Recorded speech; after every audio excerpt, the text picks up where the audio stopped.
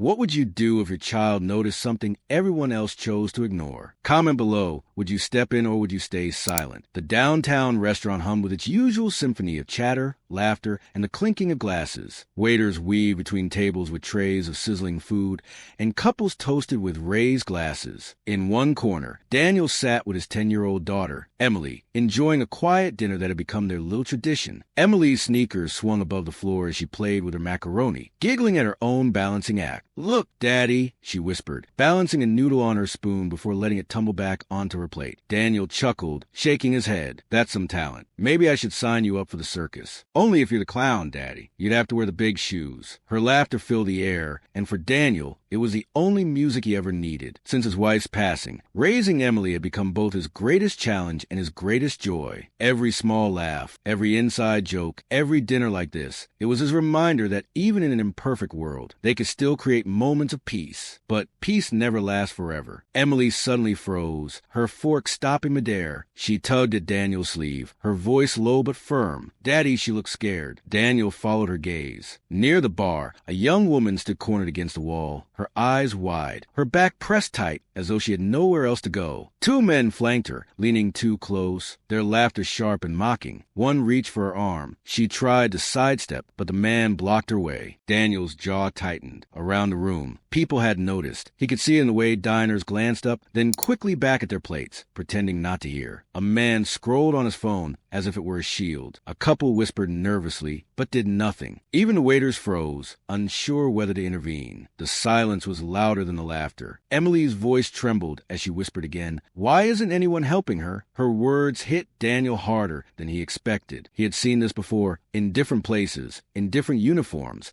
moments where hesitation came with consequences. But this wasn't a battlefield. This was dinner with his daughter. And yet, the stakes were just as real. Emily's wide eyes locked on him. She didn't need to say more. She already believed what he knew deep down. If no one else would step in, her father would. Daniel exhaled slowly, steadying himself. He laid his napkin carefully on the table, as if it were the most ordinary gesture in the world. He leaned closer to Emily, his voice calm but firm. "Stay right here, sweetheart." Her lips parted to protest, but the authority in his tone stopped her. She nodded, gripping the edge of the table tightly. Daniel pushed back his chair. The scrape of wood against tile went unnoticed compared to the sharp laughter at the bar. He rose, every step deliberate, his frame calm but unshakable. He wasn't the biggest man in the restaurant, but something about his posture carried weight. The young woman's eyes darted desperately around the room, searching for help. Everyone else looked away, except him. Daniel moved closer, his pace steady. Emily's whisper followed him like a prayer. "Be careful, Daddy." And with that, he stepped into the storm. The air seemed to shift the moment Daniel approached. The laughter of the two men at the bar faltered, just slightly, as though they could sense something was different. Daniel's steps were calm but deliberate, each one echoing louder in his daughter's mind than in the crowded restaurant. From her seat, Emily leaned forward, clutching her water glass as though holding on to her father's strength. The young woman's eyes flicked up at him, hope mingling with fear. She was cornered, one arm hugged tightly across her chest, her sequin blouse catching the light as she tried to shield herself. Daniel's voice broke through the noise, firm but controlled. "Is everything all right here?" One of the men turned, his grin sloppy and mocking. He smelled of beer and arrogance, his eyes narrowing as he sized Daniel up. "Yeah, it's fine. Just having a conversation. Why don't you get back to your table?" "Old man." Daniel didn't flinch. His years of experience had taught him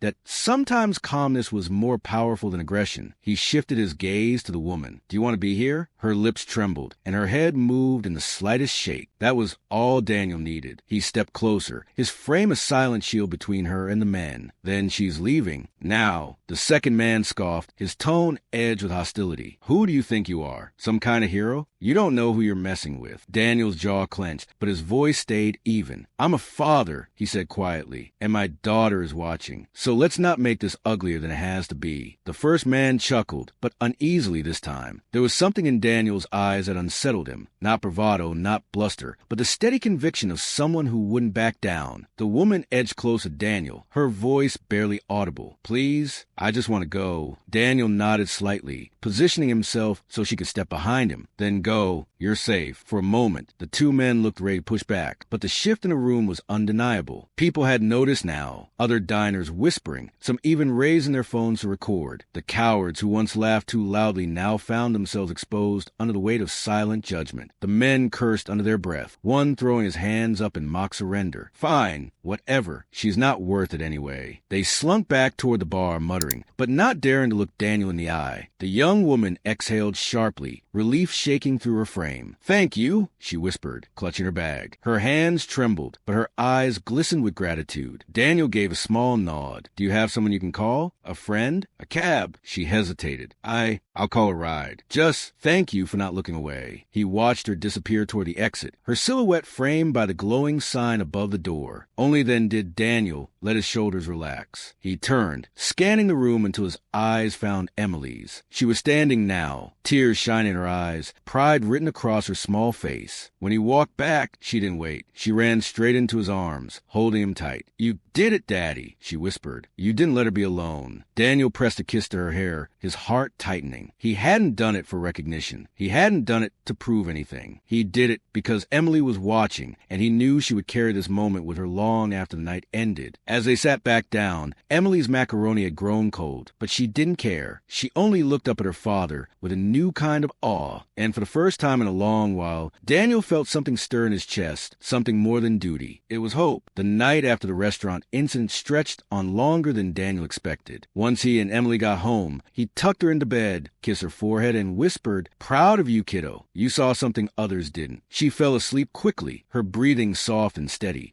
but Daniel lay awake for hours. The memory of the young woman's trembling voice replayed in his head. "Thank you for not looking away." Simple words, yet they echoed with a weight he hadn't carried in years. He had been many things in his life: husband, janitor, soldier, father, but a hero? That title felt far from his reach. Still, in that moment, to one frightened stranger, he had been exactly that. Morning sunlight filtered through the thin curtains, brushing over the modest living room. Emily was already at the kitchen table, doodling in her notebook, her face lit with energy. She looked up as her father stumbled in, still groggy. "Good morning, Daddy. Guess what?" Daniel raised an eyebrow, fumbling with the coffee maker. "What's that?" "You're famous." She held up a tablet where a short video clip played. His heart sank as he saw himself on screen, walking up to the two men, shielding the woman.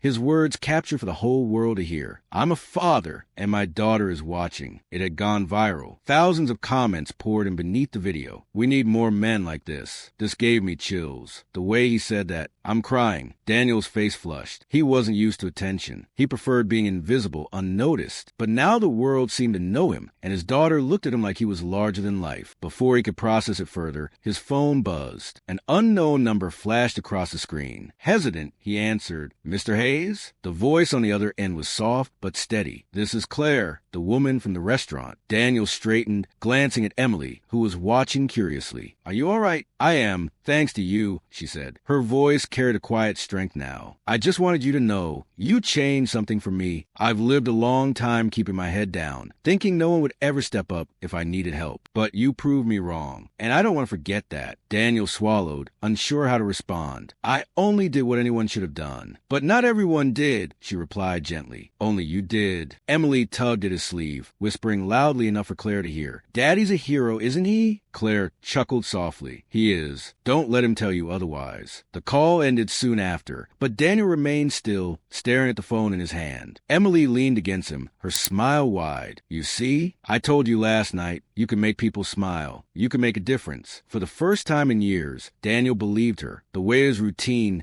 the endless work shifts, the exhaustion, the loneliness, felt lighter. Not gone, but lighter. Because maybe, just maybe, life wasn't only about survival. Maybe it was also about moments like these. Moments that reminded him he was still capable of shaping the world, even in small ways. Emily nudged him playfully. "So, what's next, hero?" Daniel laughed, the sound deep and unrestrained. "Breakfast first, kiddo. The world can wait until after pancakes." And as Emily's laughter filled the room, Daniel realized something profound. Last night hadn't just changed Claire's life. It had changed his too. The days following the viral video were a blur. Daniel returned to his work, expecting life to slip slipped back into its ordinary rhythm. But something had shifted. At the grocery store, people stopped him to shake his hand. At Emily's school, teachers gave him nods of respect. Even the quiet neighbors who had never spoken much now smiled warmly when he passed. But the biggest change wasn't outside. It was inside. Daniel noticed how Emily walked with a little more pride, how her eyes lit up when people whispered about the brave dad from the restaurant. She was carrying the story like a badge of honor, and Daniel couldn't let her down. One evening, a knock echoed through their apartment. Daniel opened the door to find Claire, the woman he had stepped in to protect. She was dressed more casually now, her hair pulled back, her smile genuine though tinged with nerves. "I hope this isn't strange," she said softly. "I just wanted to thank you in person, properly." Daniel stepped aside, inviting her in. Emily bounded from the couch, her eyes wide. "You're the lady from the restaurant." Claire knelt down to Emily's level. "And you must be the bravest girl in the world. You were the one who noticed me, weren't you?" Emily's cheeks flushed. "I told Daddy and he listened." Claire glanced up at Daniel, her eyes warm. "Then I suppose you're both heroes." They sat together at the small kitchen table, Daniel pouring coffee, while Emily proudly showed Claire her school drawings. Slowly, laughter filled the apartment, a sound Daniel realized he hadn't heard from an adult guest in years. For so long, it had been just him and Emily against the world. But now, someone else sat across from them,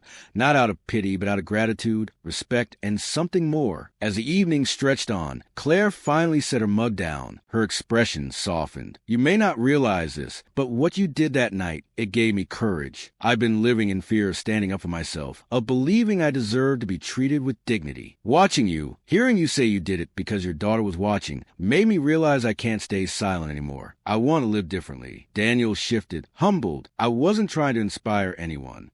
He paused, his voice thick. "I just wanted my daughter to see the right thing done." "And she did," Claire said gently. "And so did I." Emily reached across the table, placing her small hand over both of theirs. "Daddy says heroes don't wear capes, but I think they do wear coffee stains sometimes." The three of them laughed, and Daniel's chest tightened with something he hadn't felt in years. Belonging. That night, after Claire left, Emily curled up beside her father on the couch. "Daddy," she whispered sleepily, "you changed your life." Daniel kissed the top of her head, his voice quiet. "Maybe, but you changed mine first, kiddo. You reminded me who I could be." Emily's breathing slowed as she drifted to sleep, but Daniel remained awake, staring at the ceiling. He realized that sometimes life shifts in the most unexpected ways, not through grand achievements, but through small, ordinary moments when you choose to do what others won't. That one choice, made in a crowded restaurant, had created ripples neither he nor Claire could ever forget. And as Daniel carried his sleeping daughter to bed, he whispered words meant as much for himself as for her. "We're never invisible, not when we choose to do what's right." For the first time in years, he believed it.